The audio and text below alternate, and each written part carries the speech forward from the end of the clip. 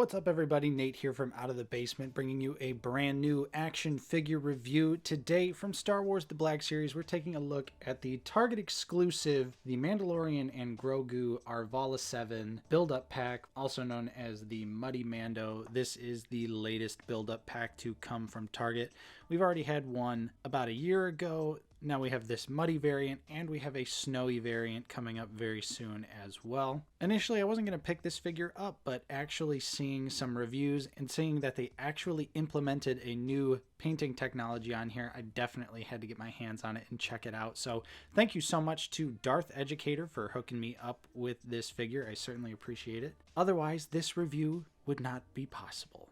So thanks once again, buddy. Let's jump into the packaging first here. We'll take a look. You can see it is in the deluxe style Galaxy packaging where it has the slightly wider window, and of course we could see all of the accessories, everything that comes with the figure. It is the Mandalorian orange here. You can see, Mando and Grogu Arvala-7 right there. We have a nice mural art image of pretty much everything that's included. We even get a little Mudhorn in the background there up top. That's a nice little touch there. On the back, we have our bio here. Go ahead and pause it and read it now. This figure set is the 14th in the Mandalorian Galaxy packaging line. And then we also have a larger image right here of the mural art. Still looking fantastic. Barcode on the bottom and a logo on the side here. Nothing else on the top though. So we are not going to waste any more time. We'll go ahead and crack this bad boy open. We'll take a look at the accessories first and then the figure itself. First, we'll start out with a few things that we've seen many times already. We have the Mando's blaster pistol here, which does still look very good, has great sculpt work to it. The silver paint here is a little bit darker this time around compared to the original release, probably a little bit more show accurate by now. And similarly, we have the pulse rifle here, which again is the same pulse rifle we've gotten many times, now just with slightly updated paint apps. You can see it still has the peg in there. It still faces the wrong way if you're wondering. And of course, it's still a massive pain to try and plug this into the back of the Mandalorian figure. So I wouldn't recommend it, but here we go. Just some, they gotta come with Mando accessories. Next up here is Grogu, and we did get this body the last time in the first build-up pack that we got. But now we have a new closed eye head sculpt to simulate the scene, where he is holding up the Mudhorn with the Force. Nice little update on the head there. Of course, the body is not actually articulated. The hand does have a little bit of movement there, but otherwise it is a statue, and there is a little bit of head articulation too. I guess I should say that, but not much. However, detail-wise, oh yeah, this looks great. And then this is probably one of my favorite accessories to come with the set here. This is the Season 1 Pram. Of course, in Season 2, it does look a little bit different. Actually, quite a bit different if you compare the two here.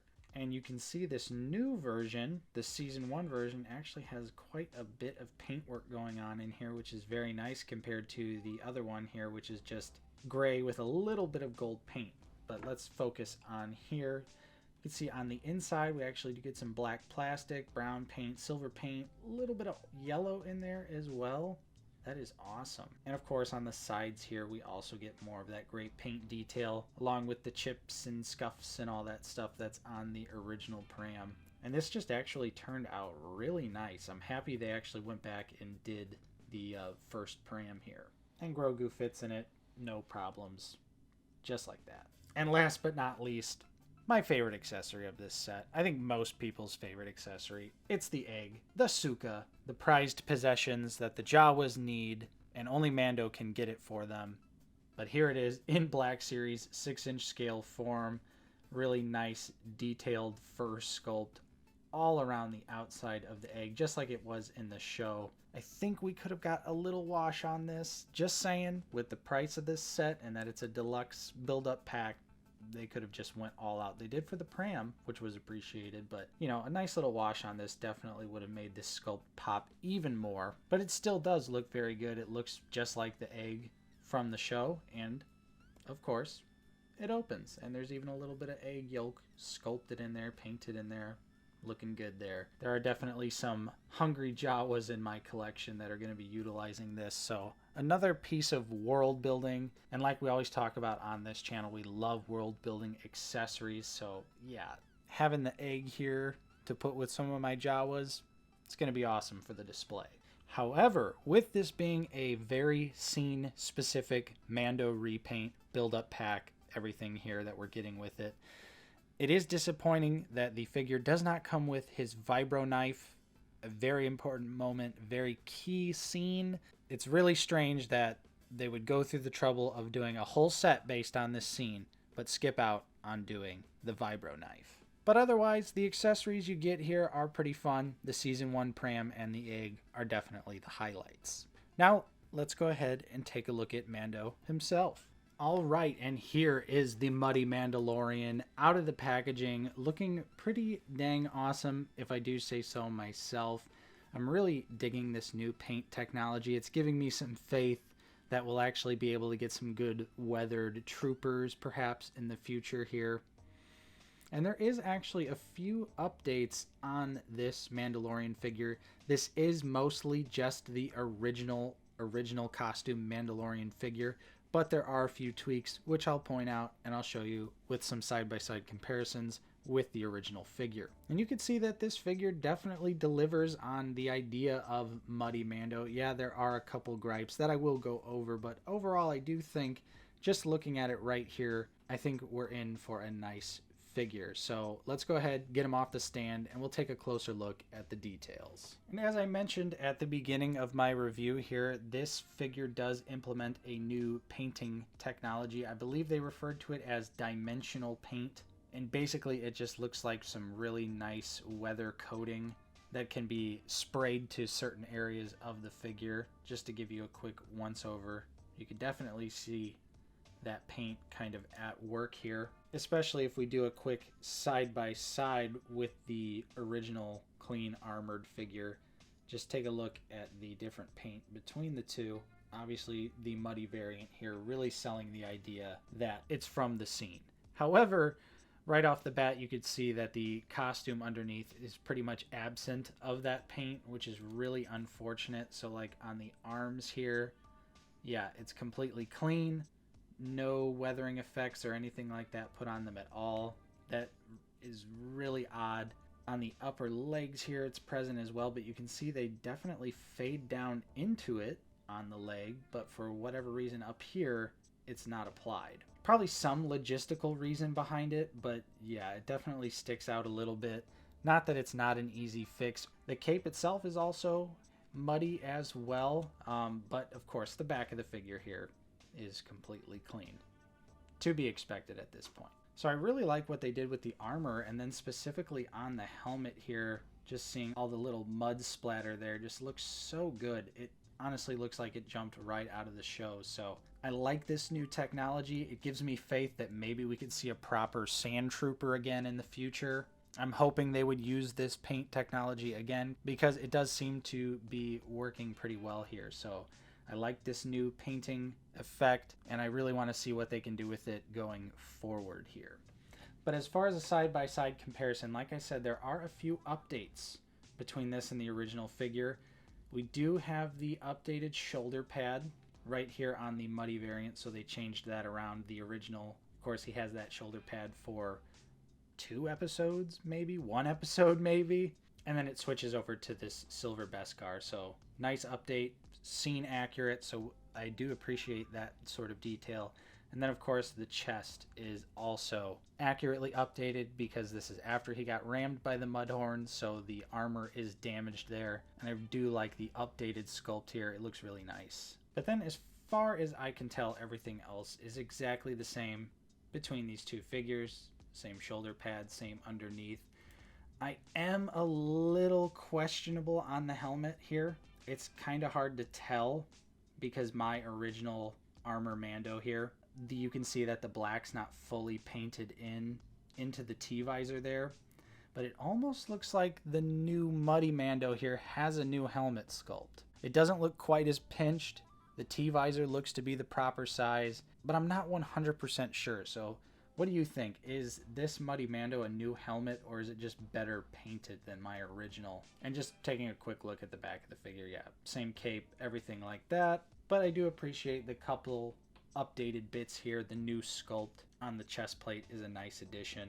Now, if we just would have got that vibro knife, it probably would have been even easier to look past this clean undersuit part. Yeah, it's not going to bug me, but I could definitely see it bugging quite a few people. Other than that, though, I think the details on the figure here are pretty awesome. Like I said, the new paint technology seems to be working great, so bring it on. Let's get some more figures with it applied. This version of Mando here definitely looks accurate to the scene, which is what they were going for, so it succeeds in those details. And with it being the original Mandalorian figure, you also know that it's actually going to have some pretty fantastic articulation as well. So we'll go ahead and go over that right now. As far as the head is concerned, we do get a decent look up here. There's a peg at the head here and then at the base of the neck. And looking down is pretty far as well too, although the cape definitely gets in the way just a little bit. Full rotation around here and even some side to side as well. Looks pretty good. And the shoulders here do go all the way up, and you can see the armor is nice and soft and goes over the shoulder there, so it doesn't get in the way of the articulation at all. We do have butterfly joints on this bad boy here, and they work great this time around. Mine on my copy here are not stiff at all. Really nice movement out of these. We do also get a single jointed elbow. That gives you 90 degrees here.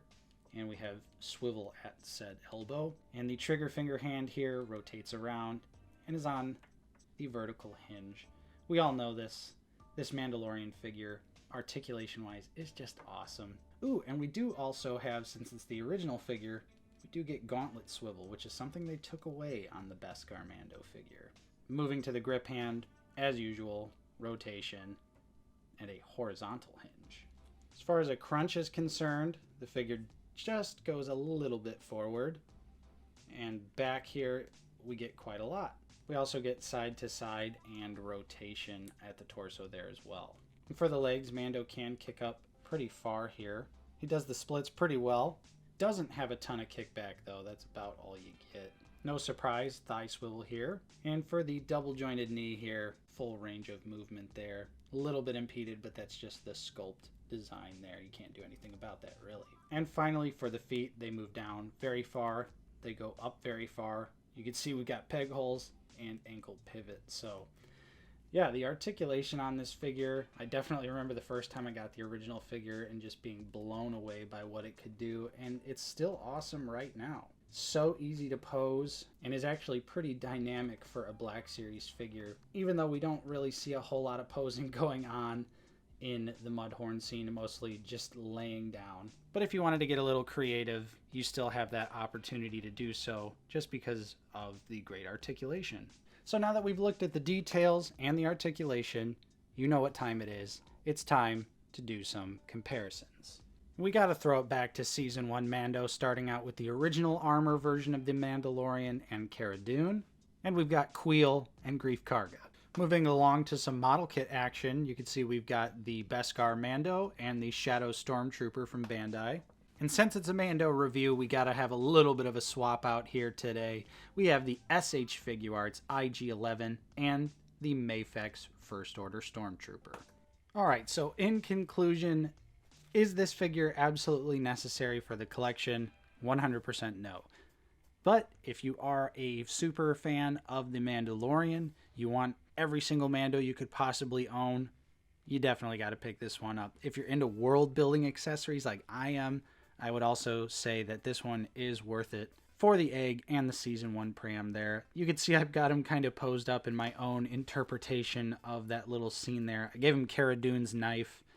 Doesn't really fit all that well in the hand, but you could see with the right posing, you can get the point across, even though, yeah, I don't have him laying down either. That pose is definitely hard to achieve, especially on a rotating base. So here's my interpretation of that moment from Season 1 of The Mandalorian. This figure just kind of falls somewhere in the middle. It's going to be essential for some and not essential for others, and that's okay. But that is my review of this figure. Hopefully you enjoyed. If you did, don't forget to leave a like, subscribe if you are new. We're always talking about Star Wars The Black Series here on the channel. Don't forget to like the video, subscribe if you're new, ring the bell. I'm Nate from Out of the Basement. Thank you so much for watching, and we will see you in the next video.